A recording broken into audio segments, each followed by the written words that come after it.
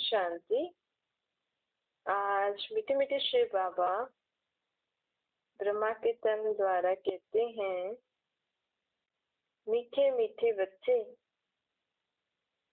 अब तुम्हें अपनी पहचान मिली है ना। बाप भी कहते हैं कि तुम सब आत्माएं हो, मैं तुम्हारा बाप। मनुष्य मात्र के अंदर आत्मा तो जरूर होनी चाहिए ना, परंतु कुदरत ये है कि सभी के अंदर जो आत्माएं हैं वो दिखती एक जैसी है। परमात्मा भी उन्हीं जैसा ही दिखता है, साइज भी उतनी है। सिर्फ फर्क क्या है, पार्ट अपना अपना भरा है। अब बाप कहते हैं कि मैं सभी आत्माओं का बाप हूँ, मैं फिर सभी आत्माओं को अब लेने आया हूँ। परम आत्मा यानी सुप्रीम, मैं ले सभी आत्माओं को एक साथ ले जाता हूँ।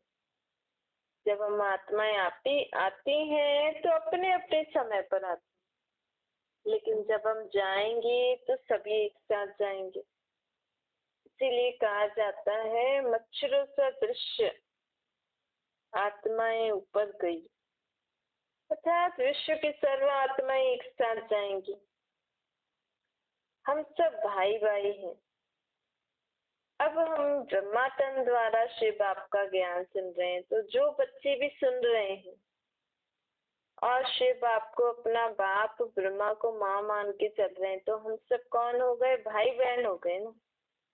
आत्मा के नाते सब भाई भाई हैं, परंतु अब हम परमात्मा को अपना माँ बाप, परमात्मा और ब्रह्मा को अपना माँ और बाप समझ के चल रहे हैं, तो हम कौन हो गए, भाई बहन। अब गाते भी तो हैं हम, हे भगवान तू हमारा माता पिता है। अब भगवान हमारा माता पिता कैसे हो सकता है, वो तो निराकार है।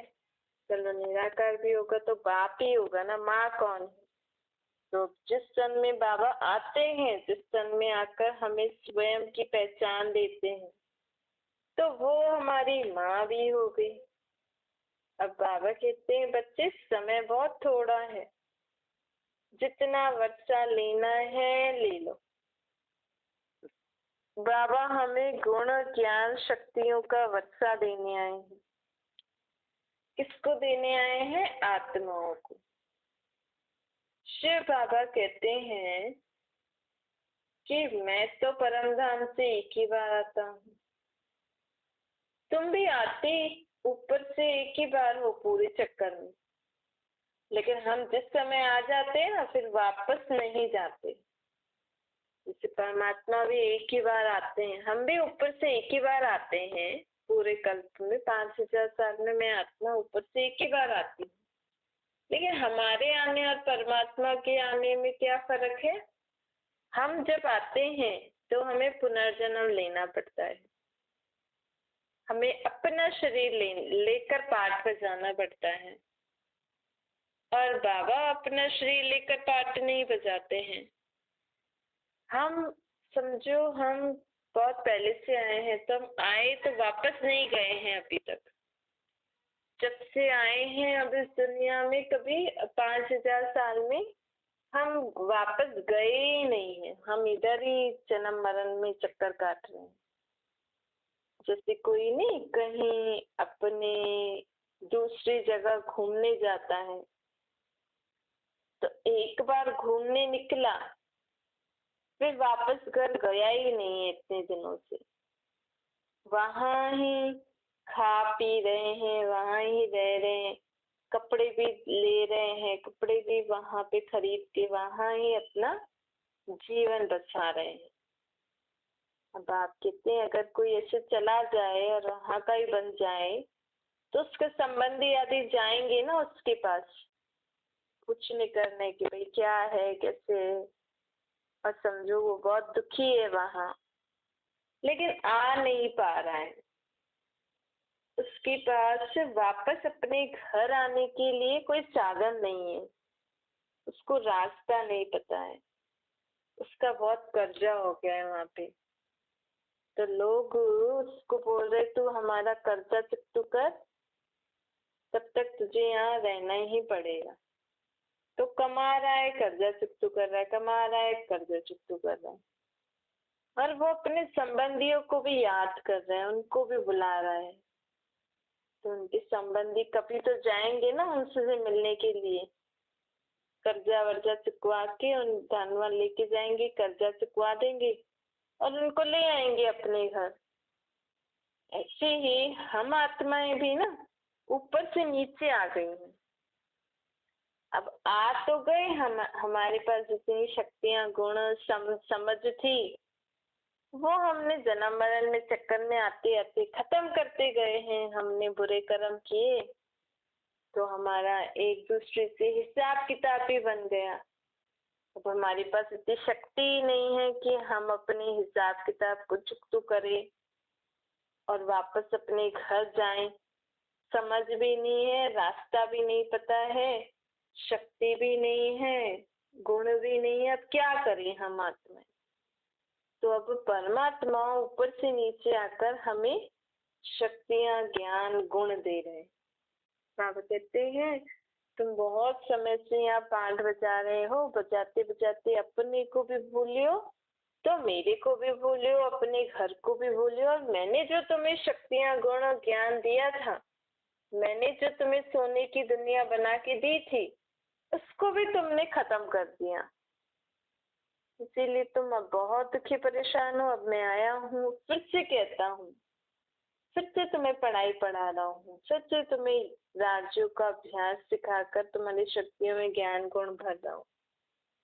तो इसलिए अभी हम क्या कर रहे हैं? बाबा कहते हैं तुम आकर यहाँ अपना सब कुछ खो बैठे। अब मैं आया हूँ तुम्हें सब कुछ याद दिलाने, सब कुछ तुम्हें देने आया हूँ। और तुम्हारा जो औरों से कर्जा चढ़ा हुआ है ना, जो हमने एक दूसरे से बुरे कर्म किए, शरीर का तो कर्जा अलग होता ही है, हम किसी से पैसे उधार लेते हैं, लेकिन ये कौन सा कर्जा है? आत्मा का। हमारी आत्माएं एक दूसरे से जो हमने विकार बुराइयों के वश होकर कर्म किए, उसके कारण हमारी आत्माओं पे एक दूसरे से हिसाब किताब बन गया है। अब वो उतरे कैसे, उसके लिए बाबा हमें बहुत सहज तरीका बता रहे हैं। अपने को आत्मा समझो और मुझे निराकार रूप में याद करो, तो तुम मुझसे कर्जे से मुक्त हो जाएंगे। शिव बाबा तो है ही पतित पावन। बाप कहते हैं मैं आया हूँ तुम आत्माओं को पावन बनाने। मैं हर 5000 साल में एक ही बार सभी आत्माओं को पावन बनाता हूँ। मेरा तो धंधा ही ये है तुम आत्माओं को पावन बनाने, तुम आत्माओं को सही राह दिखाने। भक्ति मार्ग में लोग अनेक प्रकार के धक्के खाते हैं। किस्म किस्म के मंदिर हैं, किस्म किस्म के मंदिरों में इनके नाम रखे हैं, किस्म किस्म की शक्लों वाले देवी देवता बनाते हैं और कहते हैं सब भगवान है। बाबा कहते हैं अब ये सब तो तुम्हारी रचना है ना, मैं थोड़ी ऐसा हूँ। तुम तो चाहो जैसा चाहो मुझे मेरा मूर्ति आदि बना लेते हो, पूजने लग जाते हो। परंतु बाबा कहते हैं मैं तो ऐसा हूँ ही नहीं, ये तो तुमने अपने मन अनुसार बनाई है। तुम्हारा मन में ही व्यर्थ कचरा है, तो तुमने मेरी शक्लें भी ऐसी ऐसी बना दी। उसको देखो देवी देवताओं की शक्लें कैसे कैसे बना देते, तो जैसे मन है वैसे ही तो बनाएंगे ना। अर्थात हम आत्माएं हैं ऐसी भयानक सी हो गई हैं, हमारे विचार ही ऐसे भयानक हो गए हैं, तो देवी देवताओं की शक्लें भी ऐसे भयानक बना देते हैं। गंगा नदी को यमुना नदी थोड़ी कहेंगी, कोई भी चीज का एक नाम प्रसिद्ध होता है ना, तो ऐसे ही इनका नाम शिव प्रसिद्ध है। उनका रूप निराकार ज्योति शिवाय नमः गाया हुआ है। ब्रह्मा देवताय नमः, विष्णु देवताय नमः, फिर शिव परमात्माय नमः कहते हैं, क्योंकि वो उच्चते उच्च है, मनुष्य के बुद्धि में रहता है। उच्चते उच्च निराकार को कहा जाता है। उनका नाम एक है। ब्रह्मा को ब्रह्मा, विष्णु को विष्णु ही कहेंगे ना। बहुत नाम रखने से मूंझ गए हैं, रिस्पॉन्ड ही नहीं मिलेगा ना।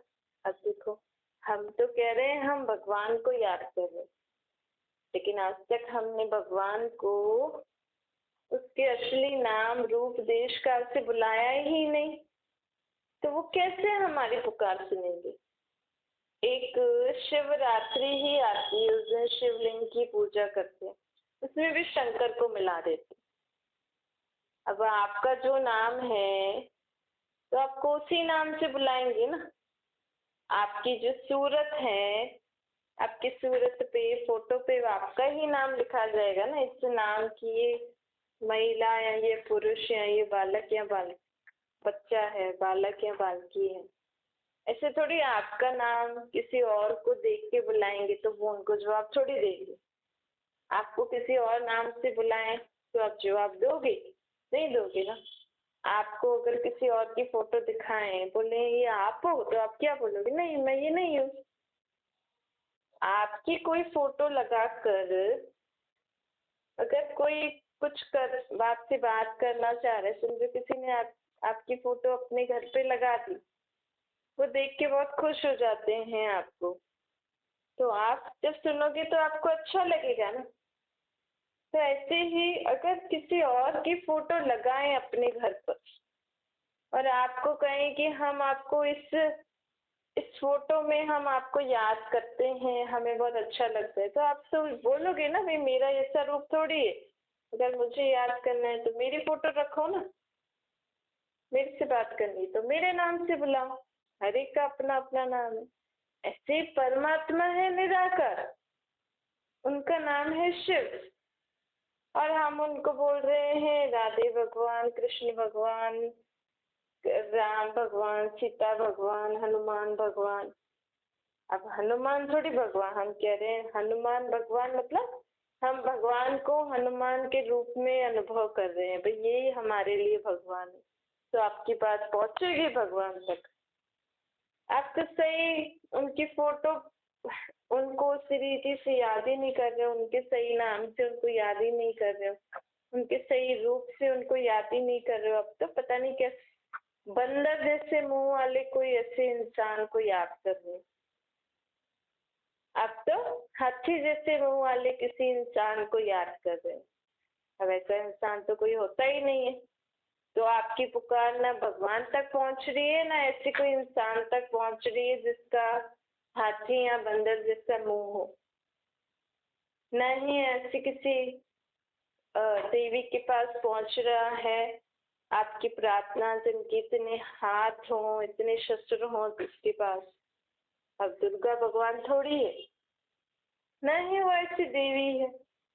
ये तो हमने हमारे मन में जो भी ऐसे बुरे बुरे विचार और बुरी बुरी ऐसी होती हैं, तीखापन होता है ना, मनुष्य आत्मा में भी तो तीखापन है। बोली देखो, व्यवहार देखो, तीखापन।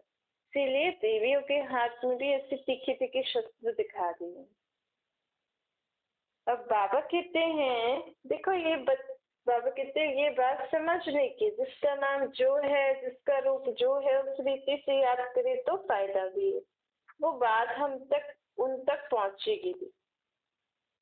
अब उच्च से उच्च परमात्मा, उनका नाम शिव है। ब्रह्मा को ब्रह्मा, विष्णु को विष्णु ही कहेंगे ना।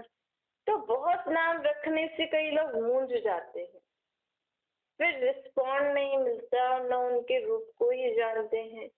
बाप बच्चों से आकर बात करते हैं, शिवाय नमः कहते हैं, तो एक नाम ठीक है, फिर शिव को शंकर के साथ क्यों मिला देते हो? अब शिव और शंकर तो अलग अलग हो गए ना, एक थोड़ी है। जैसे लक्ष्मी नारायण नाम अलग अलग है ना, नारायण को तो लक्ष्मी नारायण नहीं कहेंगे ना। आजकल तो अपने ऊपर भी लोग दो दो नाम रख देते हैं। किसी किसी का होता है ना, किसी किसी के नाम दो दो होते हैं, श्याम सुंदर, ऐसे ऐसे अपने ऊपर भी दो दो नाम रख देते। तो बाबा कहते हैं देखो दुनिया ही ऐसे हो गई, देवताओं के ऊपर ऐसे डबल नाम नहीं थे, सत्युग में ऐसे डबल नाम नहीं होते। राधे कृष्ण अलग, राधे अलग है, कृष्ण अलग है। यहाँ तो किसी का नाम राधे कृष्ण रख देते हैं, लक्ष्मी नारायण रख देते हैं। बाप बैठ सब कुछ ये बातें क्यों बता रहे हैं? क्योंकि हम इतने दुखी परेशान हैं और हम इतनी प्रकार की भक्ति कर रहे हैं, इतनी प्रकार से भगवान को याद कर रहे हैं, फिर भी हमारे दुख नहीं दूर हो रहे। इसलिए परमात्मा हमें आकर सही पहचान देने आए हैं कि अब तुम्हारे दुख कैसे दूर होंगे, जब तुम मुझे यथार्थ मेरे असली नाम से, मेरे असली रूप से, मेरा तुम्हारे साथ क्या संबंध है, इससे तुम मुझे याद करोगे तो तुम्हारे सब दुख दूर हो जाएंगे। तो बाबा हमें क्यों बोल रहे हैं घड़ी घड़ी स्वयं को आत्मा समझो, मुझे निराकार रूप में याद करो, ताकि तुम्हारे दुख दूर करने, जो तुम्हें दुख हो रहे हैं, जो तुम मेरे से प्रार्थना कर रहे हो, तो वो मेरे तक पहुंच सके और मेरे द्वारा तुम आत्माओं में शक्ति भर सके। क्योंकि आज तक तुमने मुझे ठीक रीति से याद ही नहीं किया, तो और ही तुम्हारे दुख बढ़ते जा रहे हैं और ये तुम विकारों के वश होकर बुरे कर्म करते करते अपनी आत्मा पर लेप शेप चढ़ाते जा रहे हो। इसलिए बाबा भी हमें क्या कहते हैं, असली नाम, असली रूप से मेरा तुम्हारे साथ क्या संबंध है, मैं कहाँ का रहने वाला हूँ, इस रीति मुझे याद करो। कहा भी जाता है ना, भ्रुकुटी के बीच चमकता है अजब सितारा। आत्मा भी एक सितारा मिसल है। ऐसे सितारे मिसल ऐसे बड़ा दिखता नहीं है तो बिंदी, लेकिन जो उसकी चमक है ना, वो चमक तो चमक चमक चमकीली जैसे सितारे मिसल होती है। आत्मा से परमात्मा नहीं होता है। आत्माओं और परमात्मा का रूप एक जैसा आता है, लेकिन पार्ट अलग अलग है। मुझे ही कहते हैं आओ, गंगा को पतित पावनी समझ लेते हैं, फिर भी मुझे बुलाते हैं। मैं हूँ निराकार, तुम आत्माओं का बाप पतित पावन। बाबा कहते हैं अब मुझे याद करने से तुम्हारी आत्मा पावन बन जाएगी। अब मुझे और वर्षे को याद करो। मैं अब स्वर्ग की रचना रचने आया हूँ। मैं रचयिता हूँ स्वर्ग का, स्वर्ग जैसी दुनिया बनाता हूँ। मैंने ऐसी दुनिया नहीं बनाई जहाँ तुम्हें दुख शांति हो। इस दुनिया में जो दुख शांति हो रही है, जितना भ्रष्टाचार झूठ पाप है, ये दुनिया मैंने नहीं बनाई है, ये तुमने अपने आप ही बनाई है, विकारों और बुराइयों को के वश होकर। अब मैं तो स्वर्ग जैसी सुख की दुनिया बनाने आया हूँ। स्वर्ग की बादशाही तुम बच्चों को देने आया हूँ। कितनी ऊंची प्राप्ति बाबा, कितनी ऊंची दुनिया हमारे लिए बनाने आए हैं। लेकिन उस दुनिया को स्थापन करने के लिए इस दुनिया को तो खत्म करना पड़ेगा ना। तो गुप्त ही गुप्त हम आत्माएं अपनी नई दुनिया की स्थापना कर रहे हैं और पुरानी दुनिया के विनाश की तैयारियां तो लोग कर ही रहे हैं। एक दूसरे से लड़ेंगे, झगड़ेंगे तो क्या होगा? कोई सोचेगा मैं ऐसे करूंगा, मैं ऐसे करूंगा, पूरी उनके देश पे कब्जा कर लूंगा। पर आजकल तो सबके पास हथियार है। एक ने शुरू किया तो दूसरा रुकेगा, तो क्या गारंटी है कि आप बच जाओगे? हर देश एक दूसरे से लड़ने लग जाएगा तो कोई बचेगा ही नहीं। तो कुछ ऐसी गंदगी वाली चीज है, ऐसी आत्माएं होंगी ही नहीं, पूरी दुनिया खत्म हो जाएगी। तो फिर यहाँ पे परमात्मा स्वर्ग की स्थापना करेंगे, कराएंगे। बाबा नहीं करते, बाबा कराते हैं। परमात्मा करण करावनहार है। बाबा कहते हैं अंत में भी देखो, अभी मैं तुम्हें इतनी सावधानी दे रहा हूँ ना, चलो तुमको चांस है सुनने का, तो तुम्हें सुधरना चाहिए। अब तो कम से कम जो हमारी बातें, जो हमने पिछले जन्म में कुछ किया, उसके लिए तो हम बाबा को याद करके चुप तो कर रहे हैं। कम से कम इस जन्म में, जब से मैं बाबा की बनी हूँ, बाबा बीती की बात नहीं करते हैं, बाबा अभी की बात करते हैं। जबकि हम अभी बाबा के बने हैं, तो हमारा अब बोलना, सुनना, सोचना, करना, संबंध व्यवहार में आना, खान पान, उठना बैठना, ये सब परमात्मा के श्रीमत अनुसार होना चाहिए। जब हमारा सब कुछ परमात्मा की श्रीमत अनुसार होगा तो क्या होगा? ऑटोमेटिकली हमारा सब कर्म बाबा की डायरेक्शन अनुसार ही होगा। तो हमसे कोई बुरा कर्म होगा ही नहीं, हमारा कोई भी पाप का खाता नहीं बनेगा। फिर अगर हम आप बाबा के श्रीमत पे चले तो कम से कम हमें धर्मराज में, धर्मराजपुरी में, इस अभी जो हम बाबा का बने हैं, इसके बाद हमारा कोई भी हमारा ऐसा अकाउंट उनके पास नहीं होगा कि हाँ मैंने ये गलत काम किया। तो नहीं तो हमें अंत में पछताना पड़ेगा कि हमें तो बाबा ने बोला था, मैंने नहीं माना, फिर भी मैं ऐसे ऐसे काम करते रहे हम, तो इसलिए सजा मिल गई। तो बाबा कहते हैं अब हमें बहुत अपने कर्मों पर ध्यान देना है। हमारी सोच, हमारी दृष्टि, वृत्ति सब बाबा के याद में होनी चाहिए, तो हम पाप कर्मों से बचे रहेंगे। बाबा अभी हमें पुण्य कर्म सिखलाने आए हैं। बाबा कहते हैं ऐसे अच्छे कर्म करो जो तुम्हारे दूसरे 21 जन्म बहुत अच्छे सुख शांति वाले हैं। देखो ऐसे भी कहते हैं ना, पता नहीं कैसे पिछले जन्म में हमने क्या कर्म किए हैं। कभी अच्छा होता है तो भी पिछले जन्मों को याद करते हैं कि देखो मैंने कुछ अच्छे कर्म किए होंगे तभी तो मुझे मेरे साथ इतना अच्छा हुआ है। कुछ बुरा होता है तो भी पिछले जन्मों के कर्मों को याद करते हैं। अब ऐसा तो है ही नहीं कि ये हमारा पहला जन्म है, हम तो और जन्म लेके आए हैं ना, तभी तो हम यहाँ पे दुख सुखों का पाठ बजा रहे हैं। लोग कहे हम तो सबके साथ बहुत अच्छा करते हैं लेकिन फिर भी हमें दुख हो रहा है। क्यों? क्योंकि पिछले जन्मों का हिसाब किताब रहता है, इस जन्म का भी रहता है।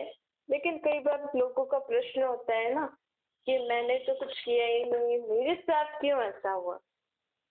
तो ये प्रश्न हमारे मन में ना उठे, इसके लिए बाबा हमें कहते हैं सदा ये ज्ञान की बात हमारे अपने बुद्धि में रखनी चाहिए कि मुझे सबके साथ अच्छा करना है। कोई मेरे साथ कितना भी बुरा कर रहा हो, मेरी ग्लानि कर रहा हो, मेरी निंदा कर रहा हो, उससे मुझे क्या। मैंने तो बाबा के श्रीमत अनुसार सबका अच्छा कर दिया ना। अब बाकी वो जो बोल रहा है, जो कर रहा है, वो जाने, उनका काम जाने, इसमें हमारा क्या जा रहा है। हमें तो डायरेक्शन क्या मिला है बाबा का कि तुम्हें मेरी श्रीमत पे चलना, तो हमें उसके अनुसार चलना चाहिए। बाप कहते हैं आत्मा इतनी छोटी चीज होती है जो इन आंखों से देखने में नहीं आती है। हाँ, कई कई बच्चे बाबा से, भगवान से जैसे बोलते हैं ना कि नहीं हमें तो आपको इसी मूर्ति, इसी रूप में साक्षात्कार करना है, हमें तो आपका असली रूप देखना है, हमें तो अपनी आत्मा देखनी है। तो बाबा फिर ऐसे बच्चों को साक्षात्कार करा के दिखा देते हैं। समझो आपको जिद है कि मुझे तो भगवान का हनुमान वाला रूप देखना है, गणेश वाला रूप देखना है, किसी देवी के रूप में मुझे भगवान को देखना है। तो निराकार बाबा ही, परमात्मा ही हमें उस रूप में साक्षात्कार करा देते। लेकिन बाबा का असली रूप नहीं होता है वो। समझो अगर कोई बोले कि मुझे आपके असली रूप में साक्षात्कार करना है, तो निराकार का रूप वो एक बिंदी दिखेगी, उससे क्या फायदा। अगर किसी को अपनी आत्मा को देखना है, अगर आत्मा भी बिंदी है, आपने बिंदी देखी, उससे क्या फायदा।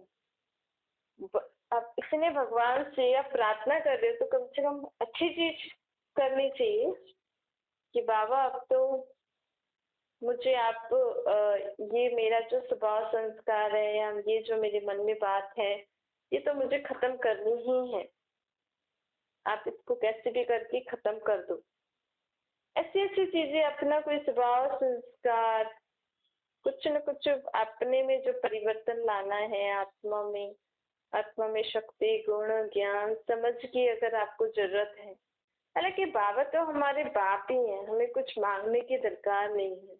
अगर हमारा परमात्मा से आत्माओं का जितना गहरा संबंध होता है ना, उतना आपको क्या चाहिए, आपके लिए क्या जरूरी चीजें हैं, आपको क्या, आपके मन में इच्छा उत्पन्न हो रही है, आपके बिना बोले आपको वो प्राप्त हो जाती है।